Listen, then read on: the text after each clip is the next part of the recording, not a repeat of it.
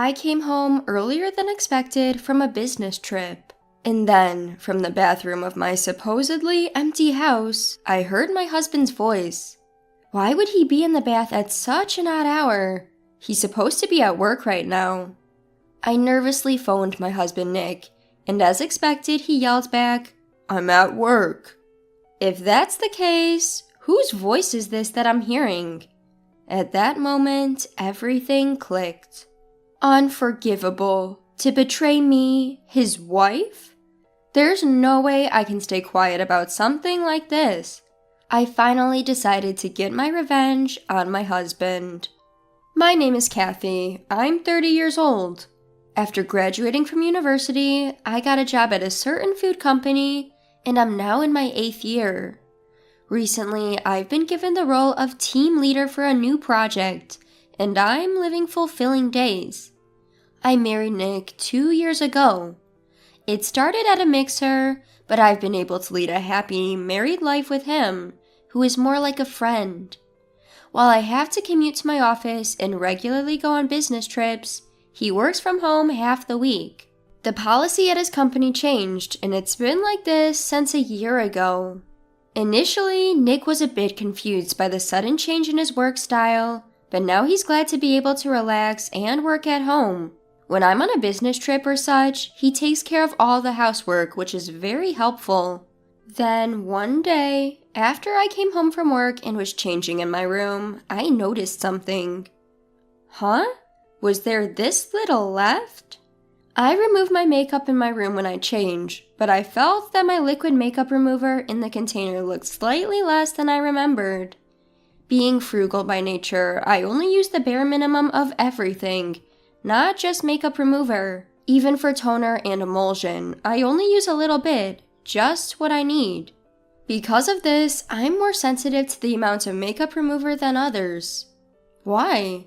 When I came back yesterday, it hadn't been this much less. Did Nick accidentally spill it by any chance?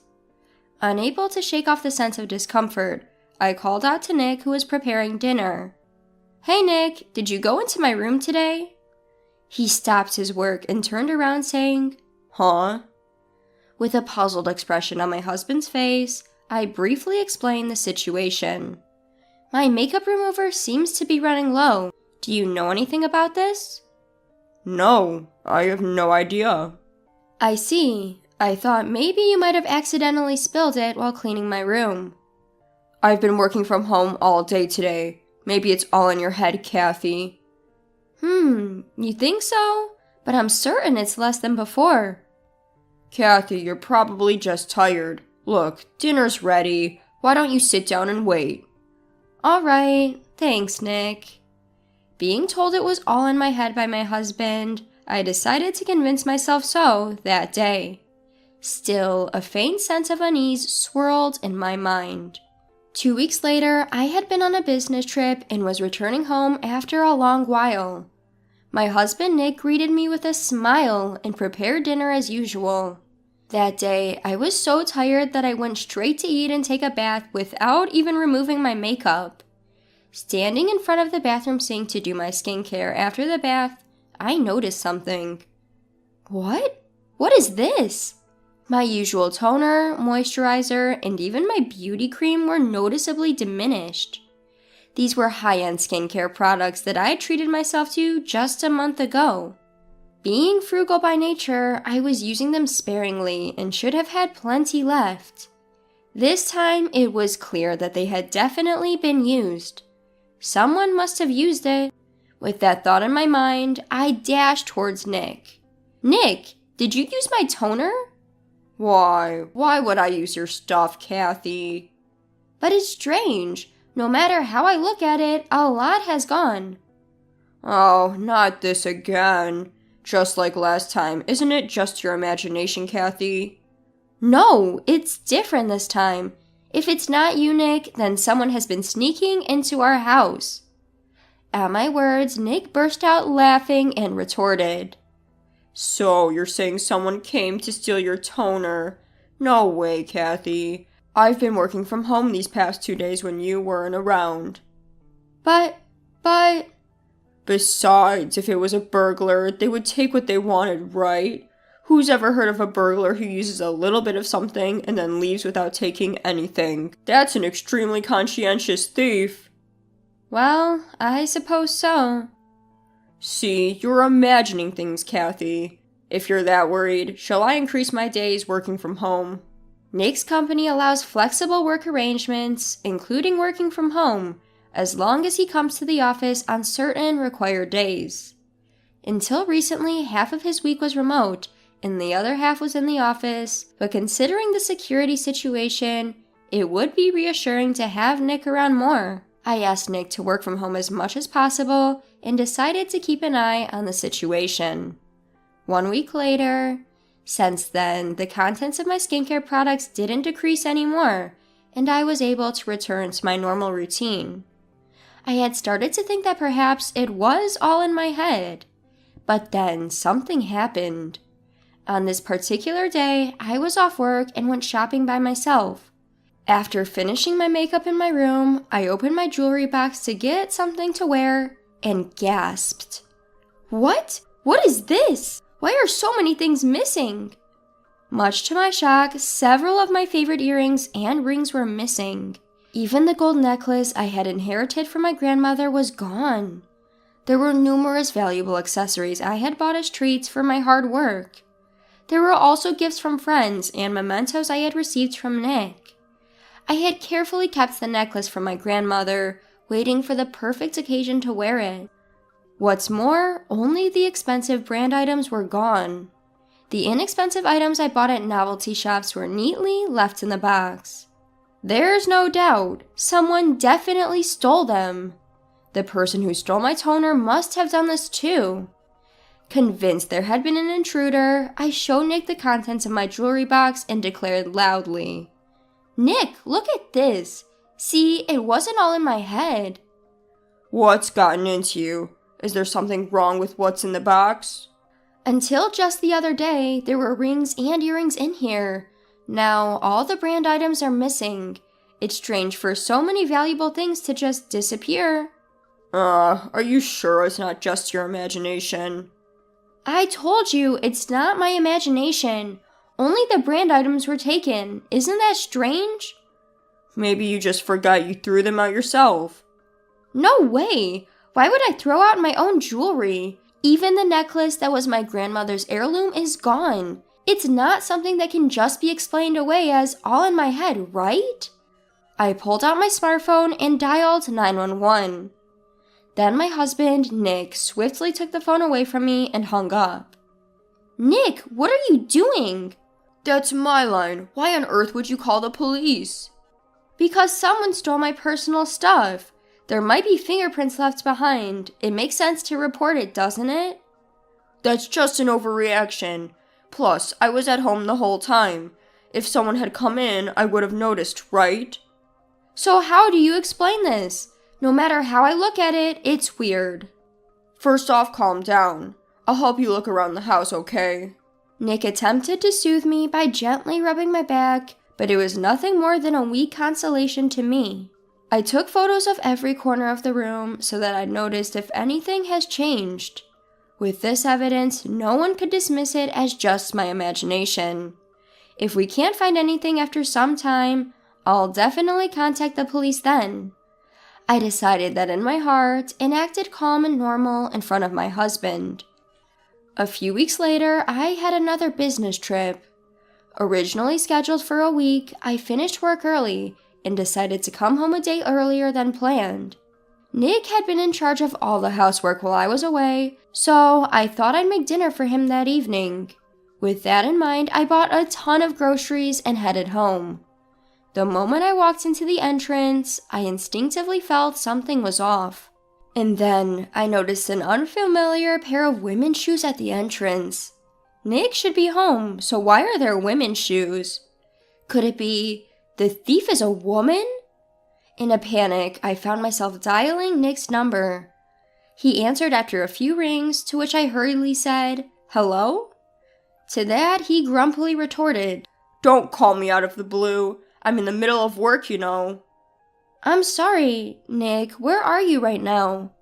I'm obviously at work. Consider the time, will ya?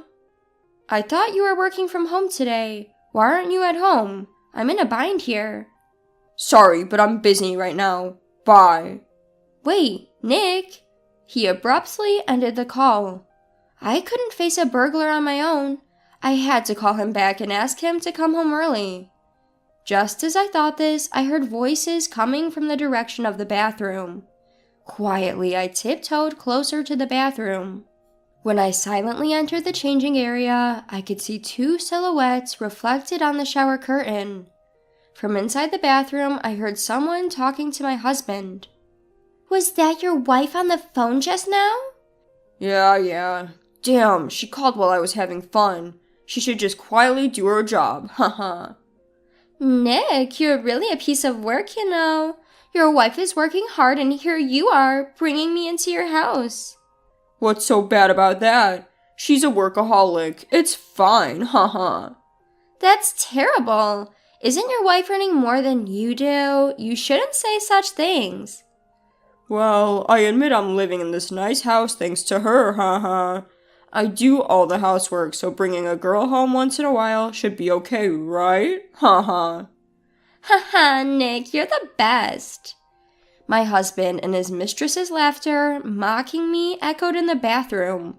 At that moment, everything clicked. The dwindling makeup remover and skincare products, the missing pieces of my jewelry, they were all used and stolen by his mistress. My husband, whom I had trusted and sought help from, was the real culprit all along. Unaware of all this, I had been consulting with him. He had resisted calling the police and tried to pass everything off as my imagination, all to keep his affair from being discovered. At that moment, I felt something inside me break down. This is unforgivable. It is absolutely not okay. I stepped outside and took out my cell phone again. Catching my breath, I dialed my parents and my brother. Hey, it's me. I know it's sudden, but could you come over right now? I made the same call to my husband's parents and had them gather at our house. A few dozen minutes later, when everyone had gathered, I explained the situation. Right now, my husband and his mistress are in my bathroom. What did you just say? Is that true, Kathy? With his face reddened in anger, my father asked. Yes, it's true. I heard their conversation with my own ears. Upon hearing this, everyone's faces turned pale. That scumbag! Father, please, hold back for now. I rushed to stop my father, who looked ready to storm in any moment. How dare he tramples on my precious daughter's feelings! I can't leave until I punched a guy who cheats while his wife is away. Father, I understand you are angry too, but right now I need your cooperation for my revenge. Revenge? Do you have a plan? I was originally supposed to come home tomorrow, so I think this mistress will probably stay late. I want to sneak into the house without them noticing, have everyone see their affair, and ask you all to be my witnesses. Got it. If it'll make you feel better, Kathy, I'll cooperate. Thank you, Dad. And so we quietly and carefully snuck into the house. Nick and his mistress seemed to have already gotten out of the bath, and now I could hear their voices coming from the bedroom. Listening to their conversation, it seems like they were about to get intimate. We each activated the cameras on our smartphones, waiting for the right moment. A few minutes later, suppressing my rising disgust, I flung the bedroom door open with all my might. Enough is enough, you two. As expected, they were lounging happily on the bed. We captured the scene with our phones, taking photos and recording videos all at once. Hey, what the hell is this?